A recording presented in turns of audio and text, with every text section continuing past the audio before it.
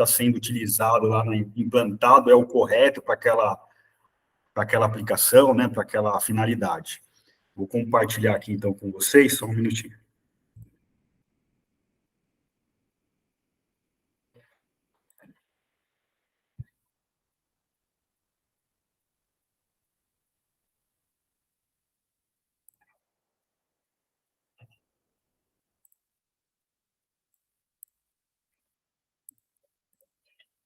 Vamos lá. Todo mundo está conseguindo visualizar a tela? Apareceu para todo mundo? Sim, está aparecendo. Perfeito. Então, eu ia iniciar começando pela parte de infraestrutura, né? Os materiais mais comumente utilizados aí na parte de instalações elétricas e também sistemas, né? São eletrocalhas e os perfilados. E aí a gente tem 3 tipos de eletrocalhas, né, que são utilizadas. A eletrocalha tipo lisa, a perfurada e a aramada. Essa aramada ela é mais comum para aplicação de cabeamento estruturado. Em data centers, por exemplo, é muito comum de se ver a utilização dessa eletrocalha aramada para o cabeamento estruturado. Ela, geralmente, ela é uma eletrocalha mais cara do que a perfurada e a lisa. A perfurada e a lisa possuem os preços similares, então não tem diferenciação de custo, né? Você opta por uma aplicação ou outra devido à finalidade das instalações. Por exemplo, instalações de hospitalares, de área limpa, né? Você precisa ter um sistema com eletrocalhas lisa. Uma aplicação que você precisa de industrial, por exemplo, que você precisa transportar cabos de potência, que você precisa de uma refrigeração desse cabo, até para melhorar a performance dele, utiliza-se cabos eletrocalhas perfuradas ou até mesmo leitos, né, para facilitar essa troca de calor do cabo. Os perfilados, o mais utilizado é o 38 por 38. Ele também tem a composição liso ou perfurado. Existem eletrocalhos de 19 por 38, que é um mais fininho, que a gente utiliza mais para suportação. Então, a gente acaba utilizando ele mais para fazer a suportação do que propriamente utilizar para transporte, né, para conduto de cabeamento, no caso. Aqui eu coloquei alguns tipos de suporte, né, para eletrocalho e perfilado.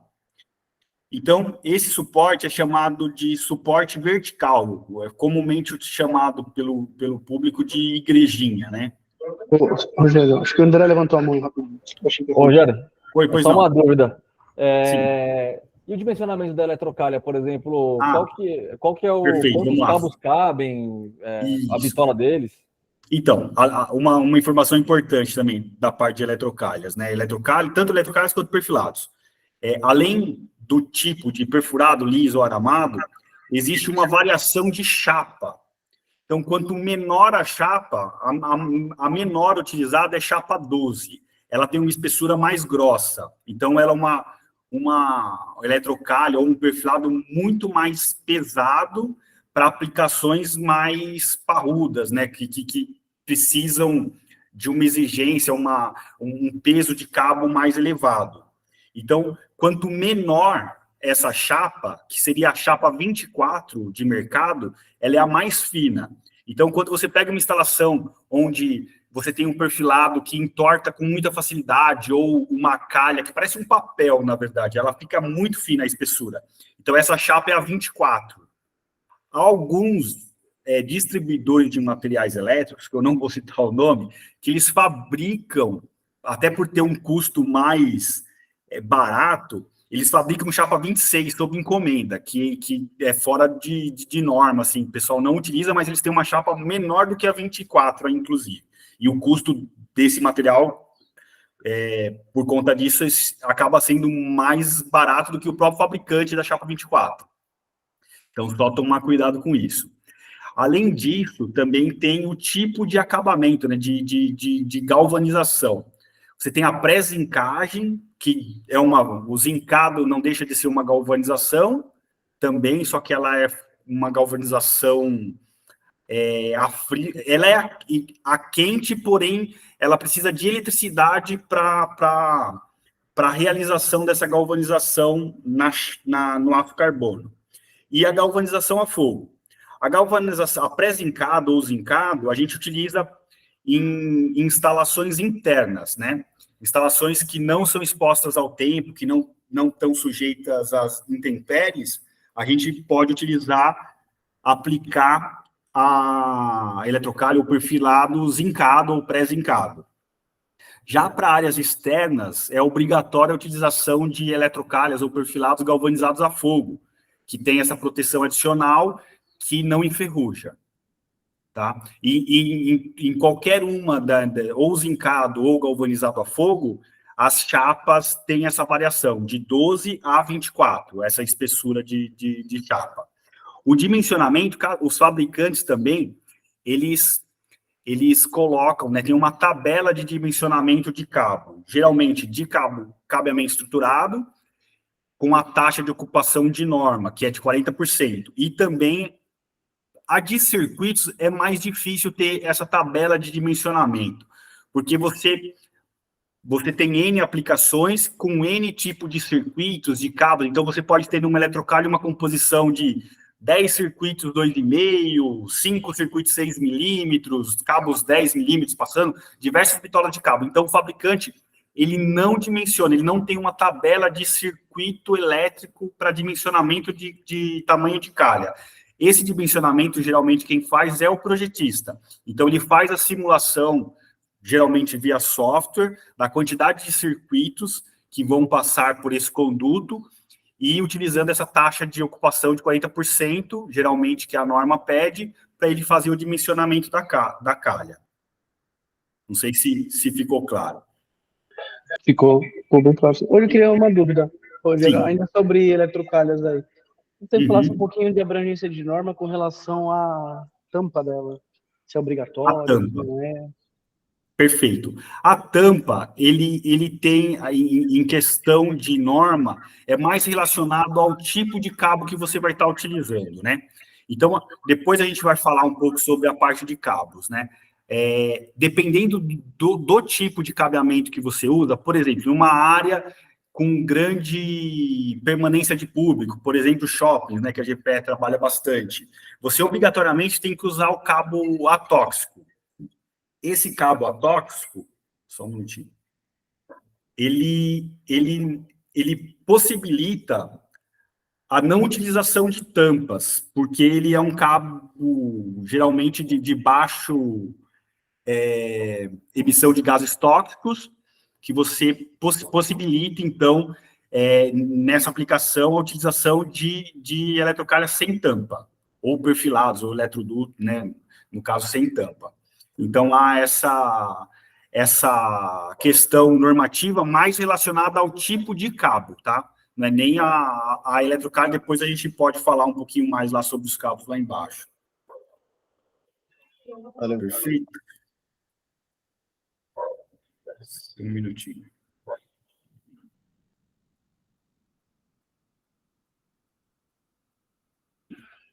Vamos lá. A parte de dimensionamento também das eletrocalhas, né, de acordo com a quantidade de condutos de cabo, ela influencia no tipo de suporte e a quantidade de suportes também.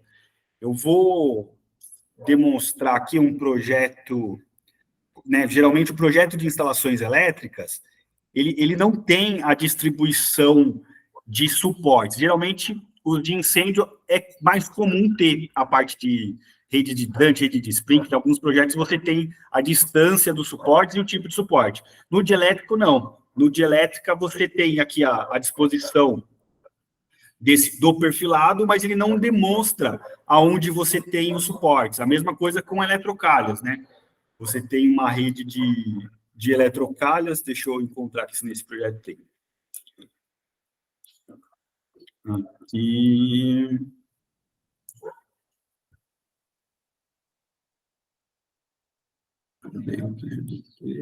Aqui. Então, aqui você tem uma rede de eletrocalhas que você não tem a disposição de suportação. Então, você precisa dimensionar isso de acordo com os cabos né, a quantidade de cabos, o peso que essa eletrocalha vai possuir, né, em cada trecho. Isso daí pode variar também em cada trecho, né? Então, você tem esse tipo de suporte, que é o mais comum, quando você tem uma aplicação mais simples, ele é o suporte vertical, comumente chamado de igrejinha. Esse suporte em U, também para eletrocalha, tem a mão francesa, reforçada nesse caso, né, que ela tem um reforço aqui embaixo, que também serve para aplicação em paredes, vigas, né, o gancho de perfilado, e também, dependendo da quantidade de cabos, né, e o peso dessa infraestrutura, utiliza-se ou o perfilado para fazer a acomodação da eletrocalha ou de qualquer conduto que estiver transportando cabeamento, ou até mesmo a cantoneira, perfil metálico. Então, isso varia de acordo com a aplicação mesmo e o peso de cada circuito, né, de cada distribuição e trecho que você esteja aplicando. Isso também influencia, além do tipo de suporte, no dimensionamento do vergalhão, do chumbador. Então, você tem variações de 1/4, que é o mais comum, até meia polegada. A gente tem casos que precisa usar vergalhão e chumbador de meia polegada, porque o peso da infraestrutura do cabeamento que está passando, né, que está suportado, é muito alto. Então, você, às vezes, tem instalações que você consegue espaçar a suportação a cada 2 metros, tem instalações que você tem que colocar a cada 1 metro, no máximo, para você dimensionar também esse peso da infraestrutura. Isso, o fabricante da eletrocalha e dos cabos, eles fornecem uma tabela de peso por metro. Então, você tem tanto o peso da eletrocalha ou do perfilado, quanto o peso da quantidade de circuitos que passam naquela infraestrutura. Então, você consegue dimensionar essa suportação com base nessas tabelas, tá? Aqui, também continuando em infraestrutura, são tipos de corrugados, de conduítes. Nós temos o conduíte laranja, que ele é o conduíte reforçado, né? Geralmente, esse conduíte é para aplicação em lajes, em solo, esse e o PAD.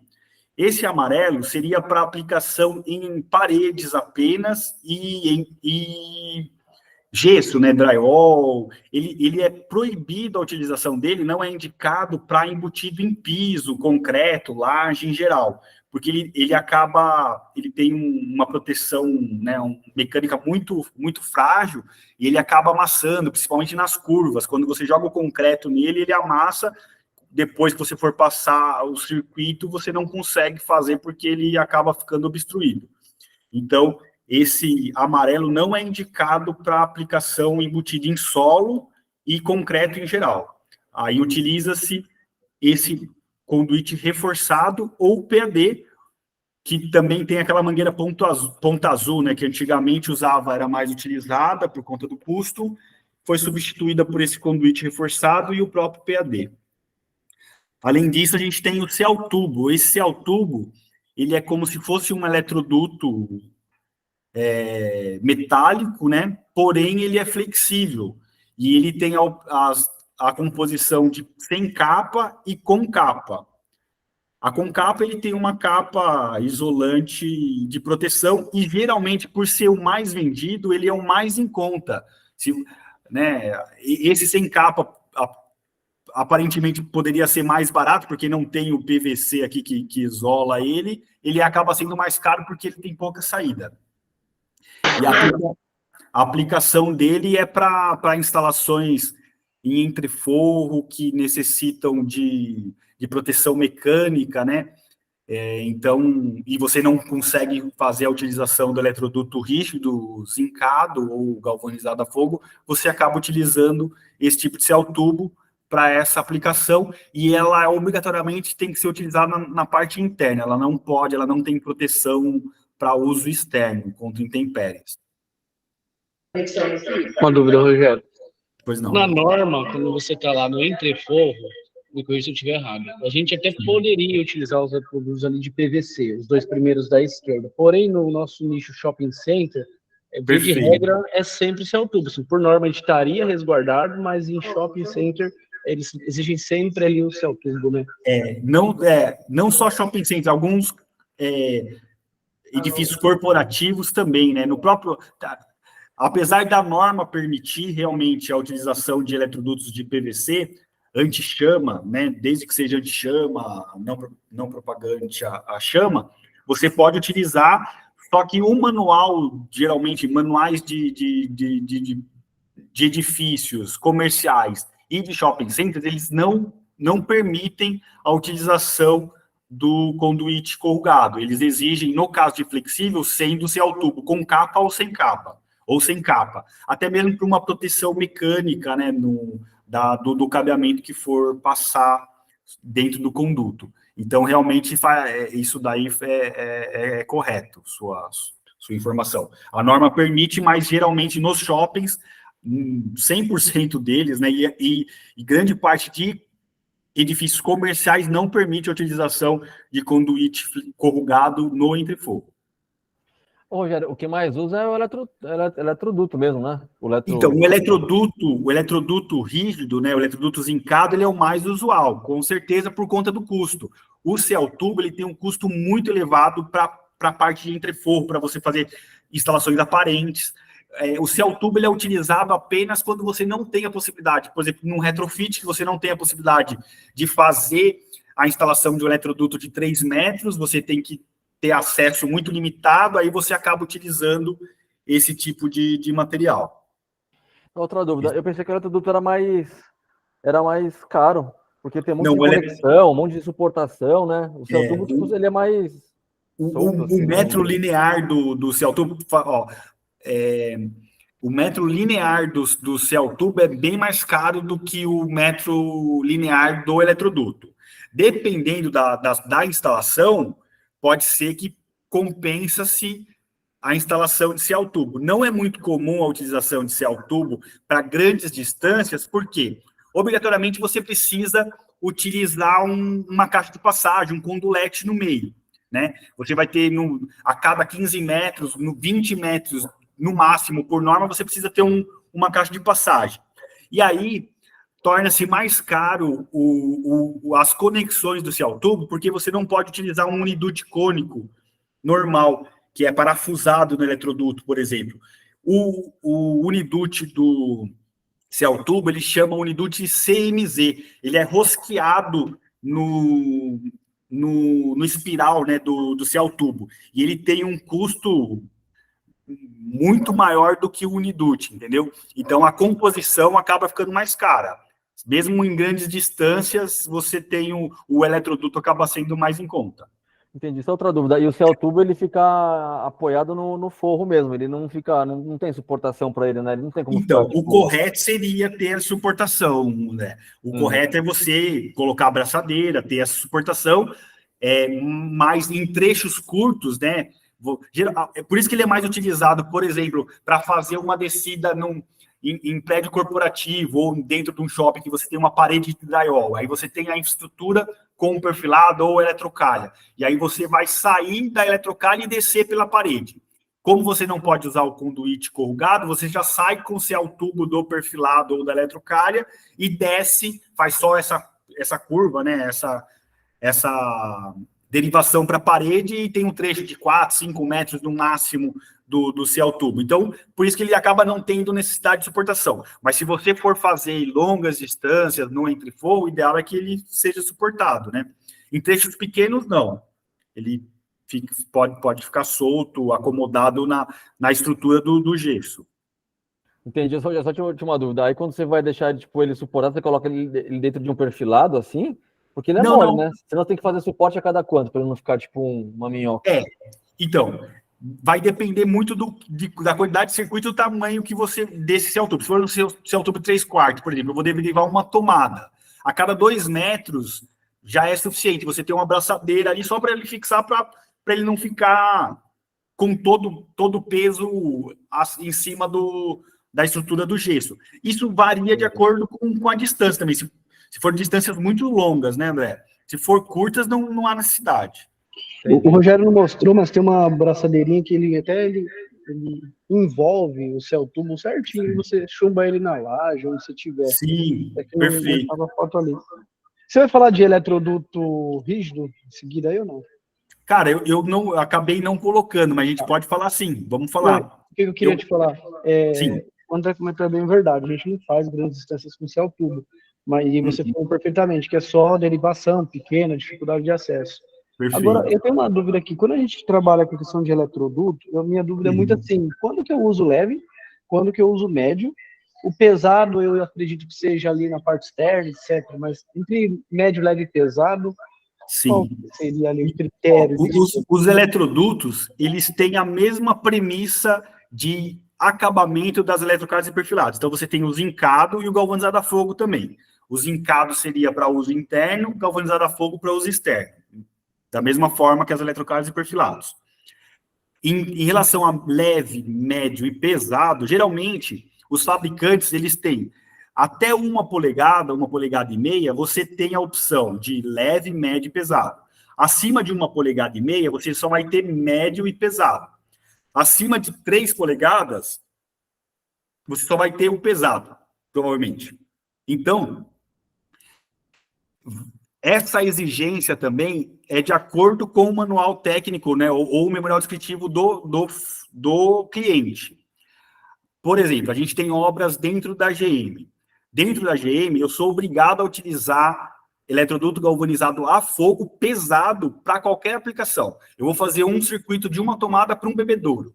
Eu tenho que usar eletroduto pesado galvanizado a fogo. Qual que é a diferença deles, né? É a parede da espessura. Enquanto a eletrocalha, ela tem a chapa, né? Chapa 12 é a mais espessa e a chapa 24 é a mais fina, o eletroduto é a mesma forma. O pesado, ele tem uma parede mais grossa e o leve tem uma parede mais fina. Então, dependendo da aplicação e do tamanho do eletroduto, você usa o leve ou o pesado ou o médio, né? Mas também, dependendo da bitola do eletroduto, você não tem opção. Acima de 1,5 polegada, por exemplo, você não tem mais leve, só tem médio e pesado. Até mesmo os fabricantes não se fabricam eletrodutos com leve nessa espessura, entendeu? E esse dimensionamento, a norma, não há uma norma que diz que obrigatoriamente o eletroduto, a não ser de fabricante, de fabricação de eletroduto, né? Até 1,5 polegada você tem essas 3 características, essas 3 possibilidades de espessuras. Acima disso, você só tem 2. E de uma bitola para cima, só tem o pesado. Até mesmo por conta do diâmetro do eletroduto, para ele suportar, né, ser construtivamente viável. Então, por isso que tem essa diferenciação em termos de norma na construção do eletroduto. Na aplicação, isso não tem. A norma não fala se você deve utilizar eletroduto leve para distribuição de iluminação, por exemplo, distribuição de tomada, alimentadores. Via de regra, alimentações de média tensão, utiliza-se o pesado. Por conta do risco, você tem um cabo com uma isolação e uma tensão dentro do conduto muito maior do que uma tensão de baixa tensão que a gente costuma trabalhar. Então, via de regra, instalações de média tensão, utiliza-se a aplicação do eletroduto pesado. De em baixa tensão, essa aplicação fica mais a cargo do memorial técnico do cliente. Então, não tem uma norma que diz que A ou B ou C é para dada aplicação, entendeu? Boa, valeu.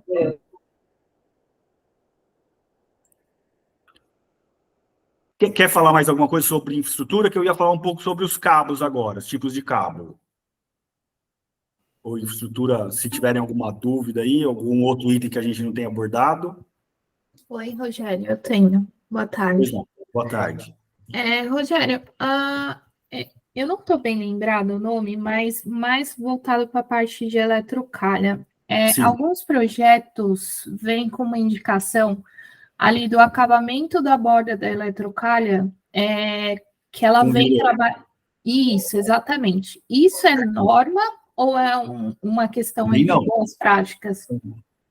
Então, há diversas aplicações, também não é norma, não há nenhuma norma que diz que a eletrocária tem que ser com aba interna, aba externa, com virola ou sem virola, né? Essa aplicação que geralmente está na aplicação, né, no memorial descritivo do cliente. E há uma diferença de custo, realmente. Uma eletrocária sem aba, né, sem a virola, ela é mais barata do que com a virola. O tipo de tampa, se você for usar, por exemplo, uma tampa na eletrocária sem virola, é uma tampa de encaixe. Para a eletrocária com virola, seria uma tampa aparafusada. Então, muda também o tipo da tampa, caso seja necessário. E, geralmente, quem solicita um ou outro é o memorial técnico da obra, né? Não há nada que diz que não pode, em norma, que diz que tem que ser uma ou outra. Falando aí sobre essa questão, já ouvi falar sobre o manuseio desse equipamento, assim, tendo ou não, tem uma tendência a causar mais acidentes em obra. Isso é verídico ou não? Sim. E aí, por exemplo, se for optar, a gente está conduzindo aí um estudo, a gente pode entrar isso com premissa para a questão de trazer uma segurança maior para a obra ou não? Isso Então, o que ocorre? Na verdade, a eletrocária sem a virola, ela é desse formato aqui, ela é lisa, né? Uhum. A virola tem uma aba interna aqui, ela faz um L.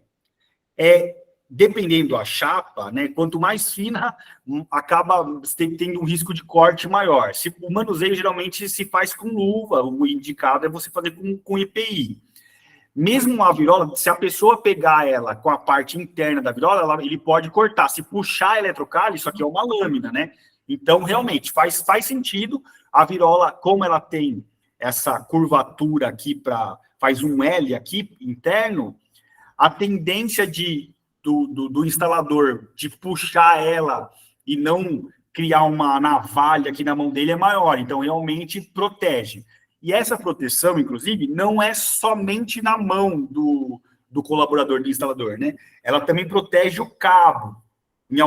Por exemplo, não é o correto, mas há casos de instalações que o cara pega o cabo e, ao invés de colocar uma curva ou um cabo solto do entreforro, por exemplo, está passando encostado aqui. Qualquer movimento, ele vai cortar esse cabo. Pode gerar um curto-circuito se for um cabo elétrico.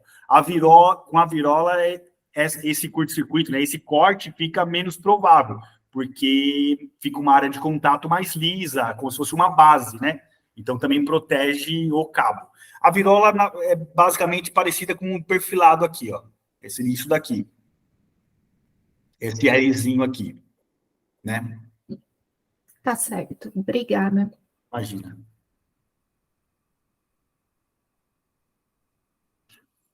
Então, os tipos...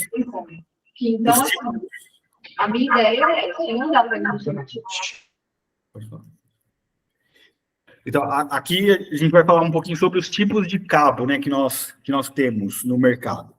Então, a gente tem o cabo, que é o mais comum, com a isolação em PVC, o EPR e o HEPR, que são basicamente o mesmo tipo de acabamento, né, e o XLPE, que seria esse cabo aqui. O PVC é o mais comum, todos eles nós temos, né, em baixa tensão, com a isolação de 750 volts e de 1 kV, aonde se aplica-se a isolação de 750 volts? Para todos os circuitos de distribuição de iluminação, tomada, utiliza-se iluminação e força em geral, né? Inclusive alimentação de evaporadoras de ar-condicionado, pontos de força em geral, utiliza-se o circuito de 700, o cabeamento com isolação de 750 volts.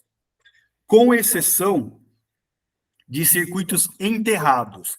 Circuitos enterrados que tenham caixas de passagem no solo, obrigatoriamente precisam ser com isolação de 0,6/1 kV. Tá? Isso é em norma, não é permitido a aplicação de cabo 750 volts enterrado em solo. Então, circuitos de iluminação externa, geralmente, que tenham caixas de passagem, obrigatoriamente precisam ser de 0,6/1 kV. Além disso, os alimentadores elétricos, né, de 0,6 são comumente utilizados de 0,6/1 kV. Por quê? Os circuitos de PVC, com isolação de PVC, eles só têm com 750 volts. A isolação de PVC, ela permite, ela suporta uma temperatura de utilização de 70 graus. O HEPR e o XLPE, ele possui uma temperatura de trabalho de até 90 graus. Com isso, a gente consegue um transporte de corrente maior nesses dois tipos de cabo do que no de PVC. Então, um alimentador, por exemplo, de cabo 10 milímetros, que aqui suporta 50 amperes, aqui suporta 60 nesses casos, porque a temperatura de trabalho dele é maior. Então, você tem um ganho no dimensionamento desses circuitos, né? Rogério, só para reforçar aqui, o pessoal às vezes não está habituado. Você falou, mas não sei se você entendeu. Quando você falou distribuição, redundante, é dos disjuntores para frente, que aí você utiliza 750V. E da alimentação, que seria a alimentação dos quadros, aí você utilizaria ali 1 kV. 1 kV, perfeito. Porém, uma ressalva, a distribuição também, caso você tenha um circuito de distribuição dos disjuntores para frente, que seja enterrado em solo e que tenha caixas de passagem nesse caminho, por exemplo, eu vou fazer a instalação de um mall no shopping, que eu tenho uma fonte que eu preciso alimentar uma bomba nessa fonte. Eu vou passar por 30 metros embutidos no solo do shopping, mesmo no piso, embutido no térreo, ou seja, um boulevard, por exemplo. Vamos pegar um exemplo. Que eu tenha contatos com água, né? Se a pessoa ou lava esse local, ou chove nesse local, e eu tenho caixa de passagem, obrigatoriamente eu preciso que essa isolação seja de 1 kV, mesmo para esse circuito. Mesmo para o cabo de 2,5 milímetros, 4 milímetros, precisa ser de 1 kV. Um exemplo que a gente instalou recentemente é a iluminação externa lá do Sonda. Toda a instalação interna, distribuição de iluminação e tomada interna nos perfilados da loja do Sonda, do supermercado, nós usamos 750 volts. Para os circuitos de iluminação do poste, que é enterrado, a gente usou de 1 kV. O mesmo cabo, só que com isolação diferente. Ô, Rogério, se no projeto, por exemplo, ele pede proteção de 1 kV para circuito interno, pode aplicar uma reengenharia para usar o de 750 e fica dentro da norma ainda. Pode, sim, correto. Para distribuição, sim. Entendi. Sim. Só com exceção dos cabos enterrados. Circuitos enterrados precisa ser obrigatoriamente por 1 kV. De 1 kV. E aí você tem... É o quê? Esse fator de proteção, ele faz o quê? Tipo, o cabo vai esquentar e ele tem uma camada mais espessa para poder... tem uma isolação maior, exatamente. Exatamente. No contato, geralmente, contato com água, o cabo tende a esquentar mais. E aí, essa isolação, ela permite uma proteção maior. Ele tem uma proteção ou de uma camada protetora de isolante maior do que a de 750 volts. Entendi. E aí, além desses materiais, o PVC, o HEPR seria etileno propileno e o XLPE é polietileno reticulado. Além disso, você tem com baixas emissões de gases tóxicos, que é o atóxico, com baixo cabo não halogenado, E também tem o cabo apenas anti-chama, que ele não propagante a chama, mas ele emite fumaça tóxica. Em todos os materiais você tem esses dois tipos de cabo também, o atóxico e apenas o anti-chama. Geralmente, via de regra, o atóxico ele é anti-chama e atóxico. o outro é só anti-chama mesmo, mas ele propaga fumaça tóxica. Então, para aplicações em grandes áreas de público, shopping centers, hospitais, escolas, é exigido o cabo atóxico por norma. E há clientes que também exigem mesmo aplicações comerciais, né, que com baixa incidência de público, que exigem também cabo atóxico nas instalações. Então, tem que tomar um pouco de cuidado no memorial descritivo das instalações para orçar corretamente, né? E se fazer algum tipo de engenharia, tomar cuidado, deixar isso bem claro na proposta que foi substituído, porque há uma diferença de valor e dependendo do tamanho do projeto, que é bem considerável. Aí só outra dúvida. E aí a diferença do atóxico para o comum não é o cobre, é só a isolação. Uhum. O material isolante. O material de isolação dele. O PVC não existe atóxico. O PVC é só, você vai encontrar ele anti-chama, mas não atóxico. O EPR e o XLPE você vai encontrar a versão atóxica.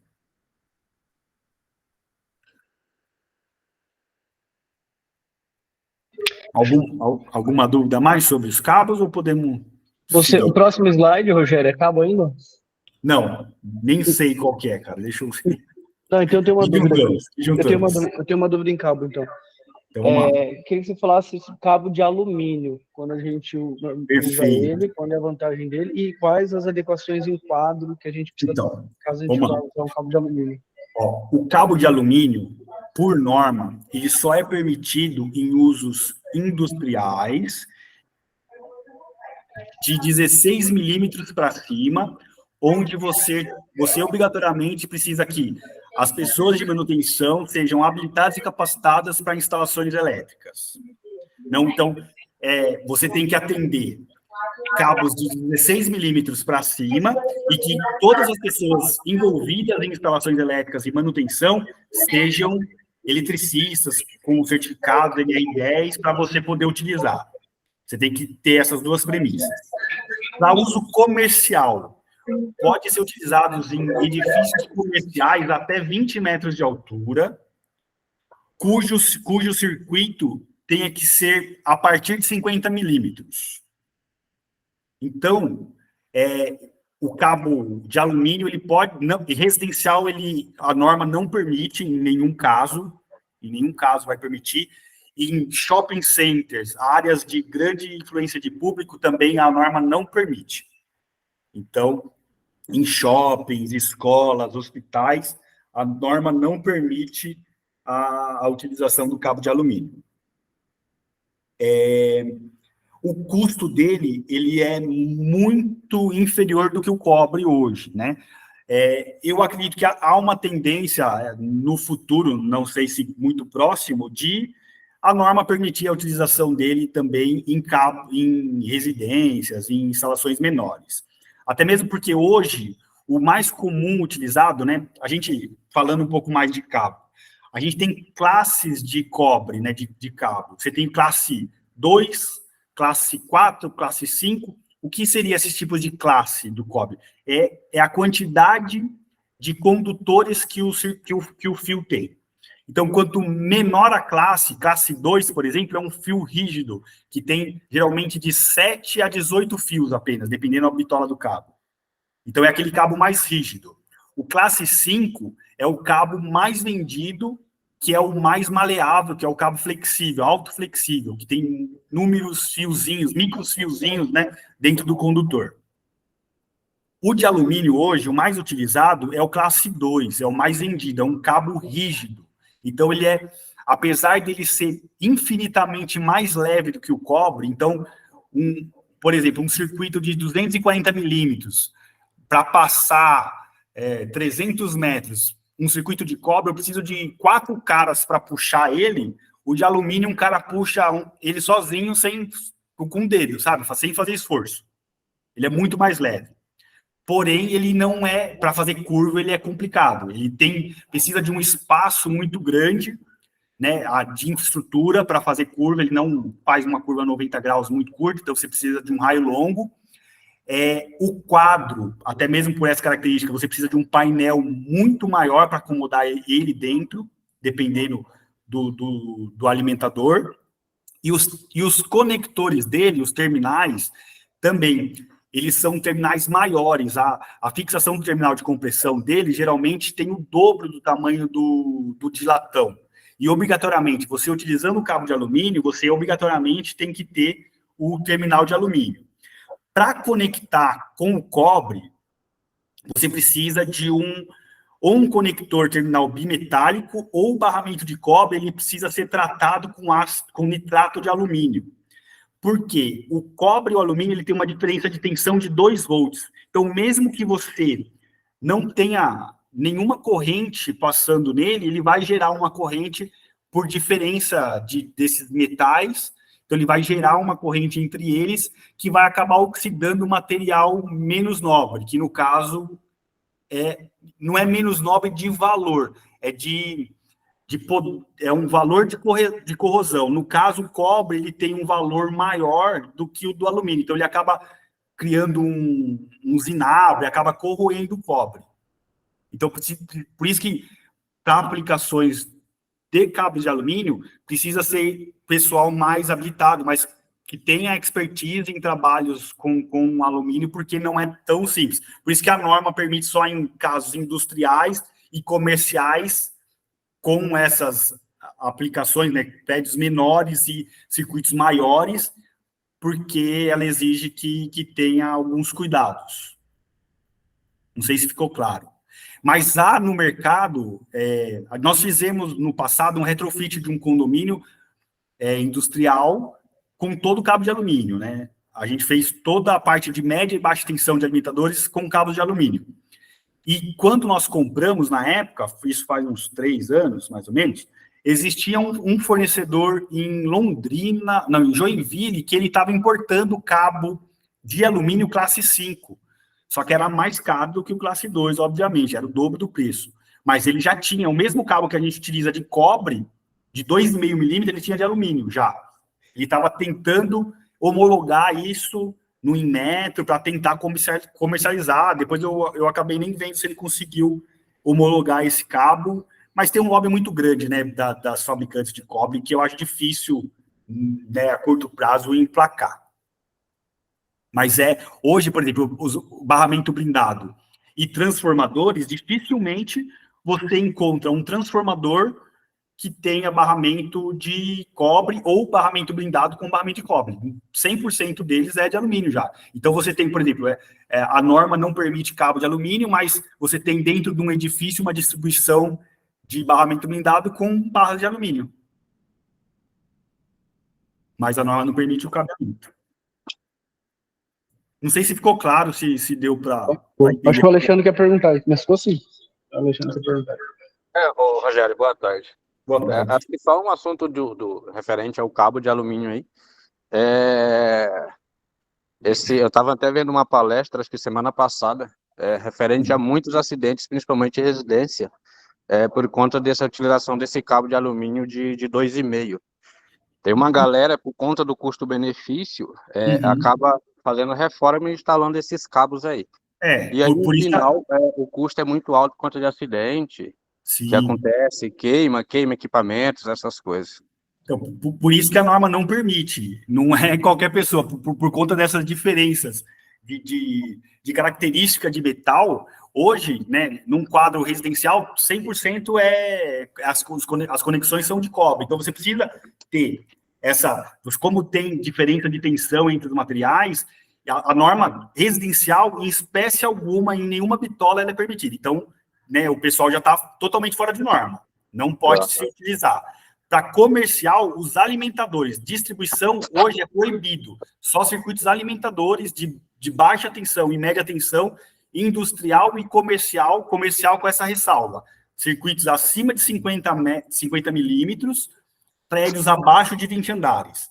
Industrial, qualquer circuito alimentador, porém, acima de 16 milímetros. Se o circuito for abaixo de 16 milímetros, obrigatoriamente tem que ser cobre. E mesmo assim, todo o barramento do quadro tem que ser de alumínio, ou ele tem que ter esse tratamento de nitrato de alumínio, ou então os conectores têm que ser bimetálico, de alumínio e cobre, que são bem caros, os conectores. Então, o custo do alumínio é em torno de 20% do custo do cobre, 30%, vai. Circuitos de alimentadores. Então, você tem, para um uso industrial grande, né, você tem um valor de economia absurdo, muito grande. Dependendo do tamanho do projeto, é muito grande. Mas residencial é proibido. Não é permitida a utilização. Rogério, Sim. só uma dúvida também aqui, o Matheus aqui. É só um item que eu via bastante em residências antigas, a questão do uso do cabo rígido.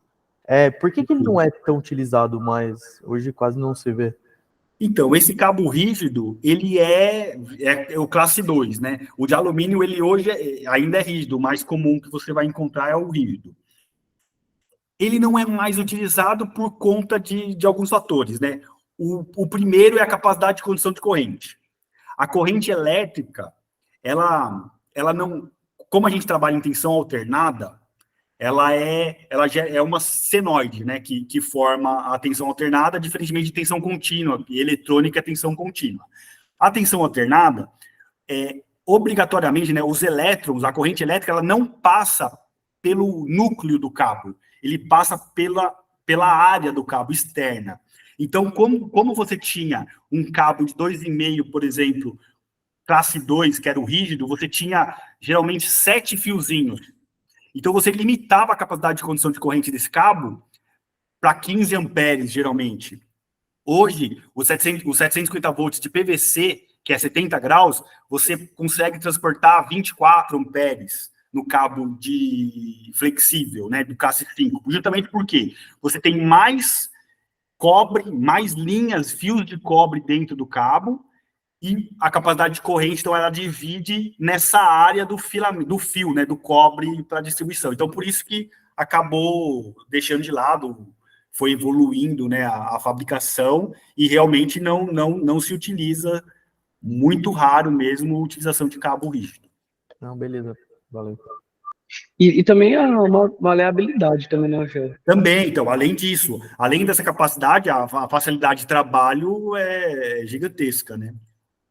Até para condicionar o cabo, tudo é mais fácil, bem melhor. Rogério, Pois não. você tinha comentado que tinha um compromisso às 5 horas aí, a gente também atrasou um pouquinho. Se você precisar sair, você fica à vontade, você só avisa, tá bom? Mais 5 minutinhos aqui, eu vou tentar correr aqui, vamos lá. Ó, de disjuntores, falar rapidinho aqui dos disjuntores, né? Os disjuntores estão... Aqui eu só demonstrei alguns tipos de disjuntores. Aqui o NEMA, que é aquele padrão americano antigo, preto, né? Que é, geralmente, quando você tinha o cabo rígido, você tinha um desse aqui conectado nele, né? Quando não, é aquela chave faca, né? Eu nem vou falar de chave seccionadora, eu vou falar só de disjuntores. Então, você tem esse tipo NEMA, que é um padrão americano, o mini-DIN, que é um padrão europeu, e aí você tem os tipos de caixa moldada e a caixa aberta. A caixa moldada são disjuntores de corrente maiores e tem correntes menores também, mas o que diferencia ele do mini-DIN é a corrente de curto-circuito. Isso daí é importante nos projetos, porque a diferença desses disjuntores de custo é muito alta. Então, você pode, às vezes, errar, né, dimensionar um disjuntor com uma curva de curto de 3, geralmente esse mini-DIN, ele é de 3 a 5 kA. Esse daqui, o mínimo é 25 kA. E vai... Tem N curvas de curto-circuito, né? Esse cara aqui existe da Schneider, por exemplo, o modelo EasyPack, que tem curvas de ruptura de 10 kA. Só que ele custa 10 vezes mais do que esse cara aqui normal, entendeu? E ele é um mini-DIN, só que com custo muito maior. Geralmente, a curva de ruptura, ela está no projeto de elétrica. Deixa eu pegar aqui. Ó, geralmente, ou ela vai estar indicada aqui no próprio QGBT, no caso, esse QGBT aqui, ele pede uma curva de ruptura de 50 kA, ou no barramento. Geralmente, você tem o barramento, o nifilar do barramento, e ele tem a indicação do ICC, que é esse cara aqui, a corrente de curto. Essa corrente de curto, ela é dimensionada pelo transformador do circuito, né? Pelo transformador que alimenta esse circuito alimentador e a distância desse transformador. Quanto mais perto esse quadro estiver do transformador, maior vai ser essa corrente de curto-circuito.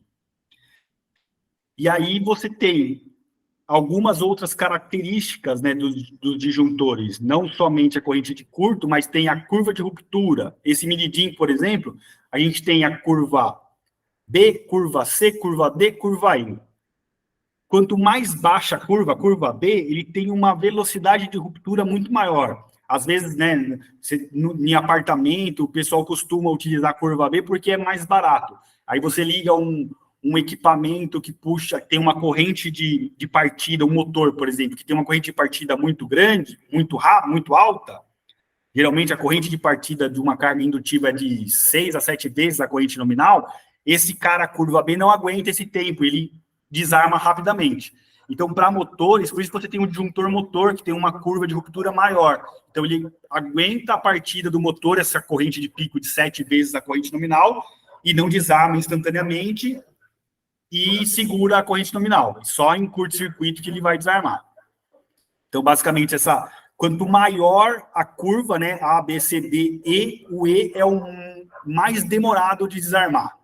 O B é o mais rápido. E a corrente de curto-circuito está relacionada à capacidade que ele aguenta, né? Se o transformador entrar em curto, eu garanto que esse disjuntor aguenta até 50 kA ou até 25 kA. No caso do mini-DIN é 3 ou 5 kA.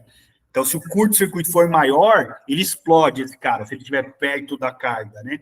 E aí, se tiver alguém próximo, se for uma área que tiver gente, o quadro não for um quadro, um painel blindado, né? Ele pode explodir e causar algum acidente. Então, de disjuntor, eu acho que o caixa aberta, a diferença dele para o caixa moldada é que ele consegue extrair, é extraível essa parte dele. Então, você consegue fixar os barramentos, fazer a conexão, e qualquer manutenção ou substituição, você consegue remover essa parte interna do disjuntor e substituir. O caixa moldada, você não consegue, você tem que desconectar os barramentos ou os cabos e trocar ele inteiro. Eu já te cortei por causa do seu tempo, mas é uma dúvida aqui, ó. O mini-DIN, ele vai no quadro, como a gente conhece. O caixa moldada, ele vai no plugin. E o caixa aberto, ele não precisaria de um plugin? Seria essa a diferença? Não. O caixa moldado, ele vai em qualquer quadro também. A diferença dele está em capacidade. Por exemplo, a gente já fez obra que eu tive que colocar circuito de iluminação com caixa moldada, monopolar. Existe disjuntor monopolar de 10 amperes caixa moldada. O que manda é a curva de ruptura, para eu utilizar esse cara. Porque esse daqui, eu consigo no máximo 10 kA de curva de corrente de curto-circuito, perdão. A corrente de curto-circuito desse cara, o EasyPack da Schneider é o único que tem 10 kA de corrente. Ele é mini-DIN, igual esse cara. Porém, ele custa 10 vezes esse valor. Às vezes, é mais barato colocar o caixa moldado do que o EasyPack.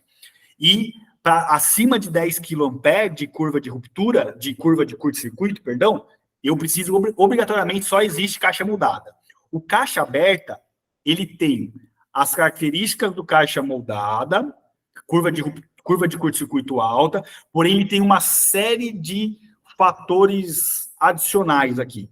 Então, você consegue... Aqui, para eu motorizar ele, por exemplo, eu tenho que colocar um acessório. Aqui, não. Ele já é motorizado. Eu tenho, geralmente, um controlador lógico. Ele tem, aqui nessa parte esquerda aqui, ele é um controlador inteligente que regula... Então, você tem N modelos, né? Você consegue trocar, inclusive, esse cara aqui. Por isso que precisa tomar muito cuidado com o memorial descritivo do disjuntor, do equipamento, porque tem esse cara aqui, por exemplo, eu tenho ele custando de 1.000 amperes, custando R$4.000, R$3.000, e eu tenho o mesmo disjuntor aqui, dependendo das características que tiverem no grau, custando R$120.000, de 1.000 amperes.